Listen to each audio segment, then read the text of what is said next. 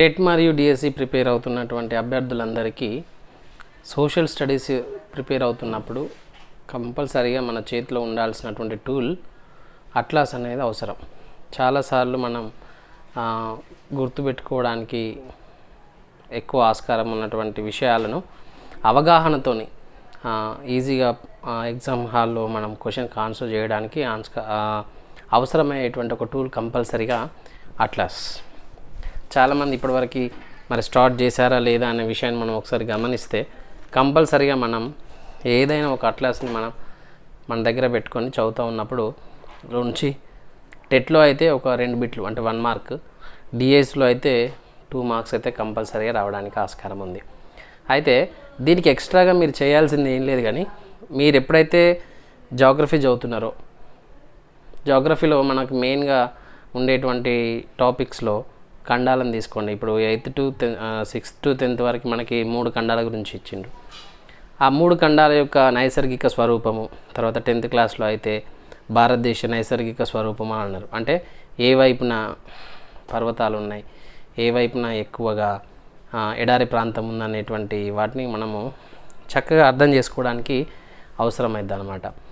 అట్లా చేస్తున్నప్పుడు ఏమైందంటే మనము గుర్తుపెట్టుకోలేని విషయాలని అవగాహనతో చూస్తే తప్పనిసరిగా మనకు చాలా యూజ్ అవుతుంది. కాబట్టి తప్పకుండా మీ చేతిలో సోషల్ స్టడీస్ చదువుతున్నప్పుడు ఖచ్చితంగా అట్లాస్ని పెట్టుకొని మీరు చదవండి. నేను దానికి ఉదాహరణగా ఈజీగా అంటే అట్లాస్ సహాయంతో కనుక మనం చదివినట్లయితే ఈజీగా ఏ విధంగా మనకి వాటిని క్వశ్చన్ ఆన్సర్ చేయొచ్చు, అసలు ఎట్లా అడుగుతారు, అట్లాస్ని మనం మరి పెట్టుకున్నప్పుడు ఎట్లా చదవాలనే దాన్ని ఒకసారి గమనిస్తే తెలంగాణ టెట్ 2017 సోషల్ స్టడీస్, ఇందులో అట్లాస్ సహాయంతో పెట్టగలిగేటువంటి బిట్ ఏదైనా ఉంది అని అంటే 101వ ప్రశ్న, ఉష్ణమండల ఎడార్లు ఖండానికి ఈ వైపున ఏర్పడ్డాయి అని అన్నాడు. అది తూర్పు వైపున, ఉత్తరం వైపున, దక్షిణం వైపున, పడమర వైపున అన్నాడు. ఉత్తరం వైపుననే ఆన్సర్ ఇచ్చిండు. ఏ ఉష్ణమండల ఎడార్లు ఖండానికి ఏ వైపున ఉన్నాయి అని అన్నాడు. మరి అట్లాంటప్పుడు మనం ఎట్లా గుర్తుపెట్టుకుంటాం? దీపకల్ప పీఠభూమి ఈ వైపు కొద్దిగా వాలి ఉంది అని అన్నాడు. ఉత్తర అమెరికా ఖండము ఈ అక్షాంశాల మధ్య విస్తరించి ఉంది అన్నాడు. తర్వాత కృష్ణానది జన్మస్థానం ఎక్కడ?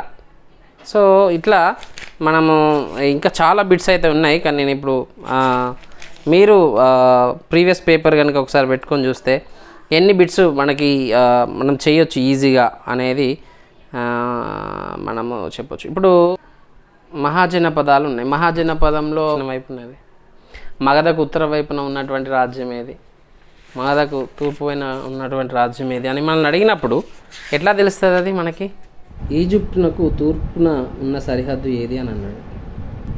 ఈజిప్ట్ దేశానికి తూర్పు వైపున ఉన్నటువంటి సరిహద్దు ఏది అనే ప్రశ్నకి మనం ఆన్సర్ చేయాలనుకున్నప్పుడు ఆఫ్రికా ఖండానికి సంబంధించిన మ్యాప్ ఓపెన్ చేసి ఈజిప్ట్కి తూర్పు వైపున నైసర్గిక స్వరూపాలు పాఠం మనం చూసినట్లయితే మనకి కంపల్సరీగా ఈ యొక్క బిట్ అయితే పోవడానికి ఛాన్స్ లేదు. ఏదో ఒకటి పెట్టడం కంటే ఖచ్చితమైన ఆన్సర్ చేయడానికి మనకి ఇది చాలా బాగా ఉపయోగపడుతుంది.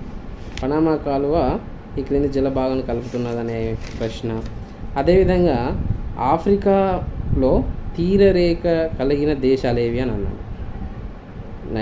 Niger, Uganda, Libya, Egypt, Morocco, Zimbabwe, Chad, Zambia. ఎట్లా పెట్టగలుగుతాం మనం? ఆఫ్రికా తీరంలో ఉన్నటువంటి దేశాలు ఏవి అని మనల్ని అడిగింది అనమాట. లాటిన్ అమెరికా ఈ దేశాలతో కూడి ఉంది అన్నాడు. లాటిన్ అమెరికా ఈ దేశాలతో కూడి ఉంది. సో కాబట్టి డిఎస్సి అనేది 1 మార్క్ కాదు, టెట్ వచ్చిన తర్వాత 1 పాయింట్తో పోతున్న పరిస్థితులు ఉన్నాయి. కాబట్టి మనం చదువుతున్న ప్రిపరేషన్ని చాలా జాగ్రత్తగా సింపుల్గా చదువుకుంటే బాగుంటుంది అనేది నా యొక్క ఉద్దేశం.